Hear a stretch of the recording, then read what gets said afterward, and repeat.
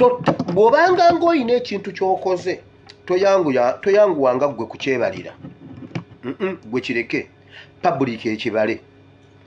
Public ejjukira bulungi nnyo nti tulina abazira, tulina bahirozi baffe ababonyebonye mu struggle eno.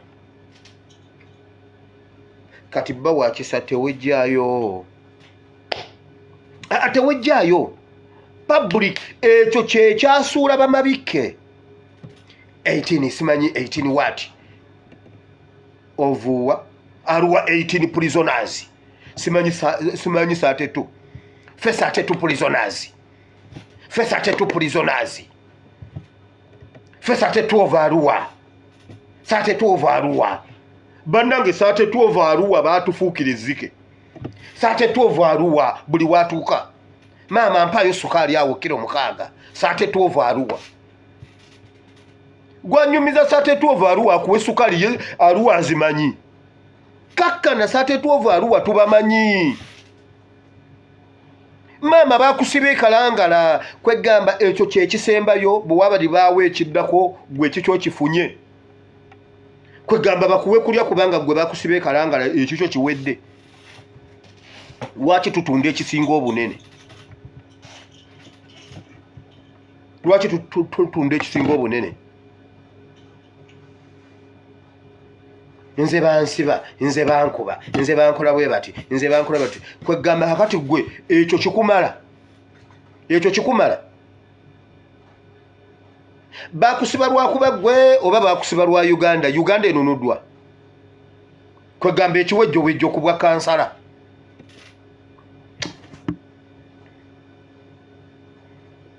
yawase yagobebwa ng'ayenze abayigiriza ne bamugamba nti ebigambo eby'omusajja ne mukazi we bwe biba bwe bityo si kirungi okuwasa n'abagamba nti abantu bonna tebayinza kukkiriza kigambo ekyo wabula abakiweebwa kubanga waliwo abalaawe abazaalibwa bwe bati okuva mu mbuto z'abannyaabwe waliwo n'abalaawe abalaayibwa abantu waliwo n'abalaawe abeeraawa bokka olw'obwakabaka obw'omu ggulu ayinza okukikkiriza akikkirize awo ne bamuleetera abaana abato abase Yesu ekyo kyekyali kimuleeta naye n'amala okukola bino ebirala wulira Yesu bw'agambye temujja kukikkiriza oba oli awo olw'okweyagaliza kwammwe.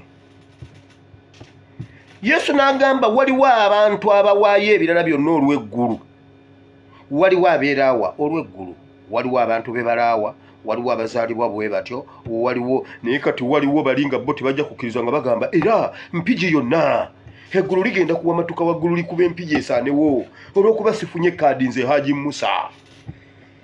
Haji Musa bwe mba sifunye kaadi.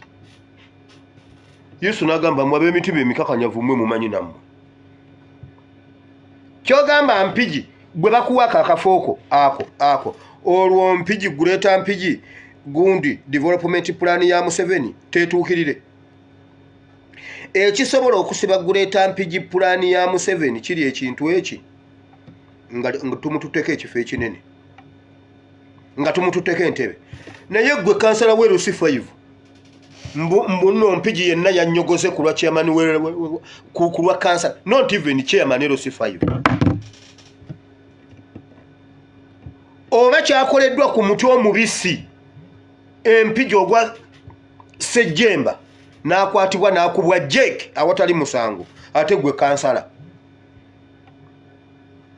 mbu president yayise empigi yabadde agenze okuziika byabadde byakuziika ensi ntinyakitegedde era n'okukubo babembedde naye sebo gwe mbwera mbuno simanyi mbu naabuuza bannange kiki nga mpigi anyogoze mbu abantu bamugamba twagala Musa ffe twagala Sheikh Musa mbu naakubirawo essimu mbu naakulira bafutu soja akulira bafutu soja ye yabadde agaba kaadi ani akulira bafutu soja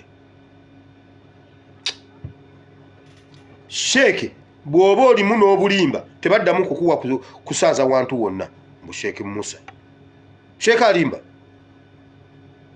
mbu bwe twakebedde mu system gwe nani mbukuba kati awo balinga abakuba kiyaga huizi kiyaga eyo constituency yalimu Mugwanya, Zimula Mugwanya, neberamu Mutuluza n'agivaamu, neberamu Ameria n'agivaamu, Kiyaga n'agikwata. Lwaki mulowooza nti Kiyaga ye muggalanda wa constituency? Ye bwe yajjayo teyali muntu, baba avaayo bo tebaali bantu. Buli atuula mu kafo akatwala n'atandika okkeetuuma, abeeyagaliza. Basajjamu temusobola kweraawa mbwa kansala ku lw'eggwanga Uganda. Yesu agambye waliwo abeeraawo olw'eggulu. Pawulo yeeraawo olw'eggulu. Pawulo n'asomesa n'agamba bw'ati, omuntu yenna awa Abakatuliki we bakijja. Kirungi nnyo okuweereza Katonda nga towasizza, nga tolina mukazi, kyekisinga obulungi.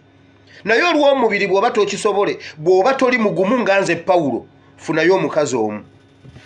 Kati awo bafaaza bo we bakijja nti Pawulo yaweereza talina mukazi, nti era yagamba tetuwasa, ate ne mumala ne musooba ekiro ne mubazaala. Nze nnyina omuntu gwe mmanyi yafumbirwa faaza, okimanyi?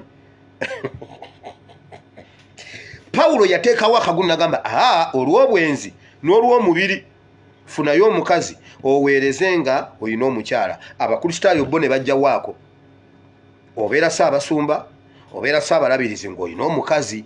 Naye baba Katuliki bo ne basaba ne bagamba nti tutwale kiri kye bagamba ekisinga obulungi. Ne beetuuma mbu tebalina bakazi ate nga babalina.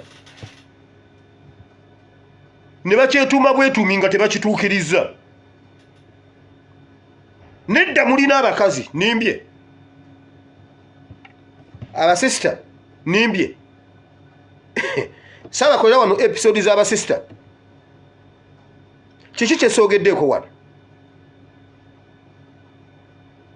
Pawulo yakyogera bulungi n'agamba kirungi nnyo bw'oba okisobola n'owaayo n'ogamba nti nze Mukama, nze nnyina omwaka gwe nzijukira gwali mwaka gwa 2022, naweereza Mukama omwaka ogwo 22. Siniyattu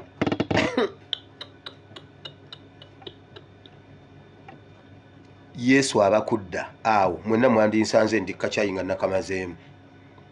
Nawulira omukwano gwa Katonda 2223 nga mpulira omukwano gwa Katonda ne ngamba Mukama oba omuntu n'okuwasa ne bw'atawasa Katonda kimala bumazi. Natambulira mu kisa kya Katonda 22, Mukama n'amalanziriza ekintu ekyo bannaye mba mmaze. Ntula nawo n'ekijjukira n'enkaaba nga nina levo gye naliko. Naye muganda wange bw'ogenda okula mu maaso awo otuuka ekintu. Pawulo kye yayogera.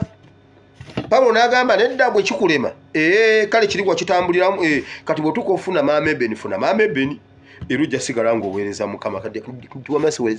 Kakati wamasiweereza Mukama. Eyo leka nveeyo Abakatuliki bajja gamba mbu no mbalumbye.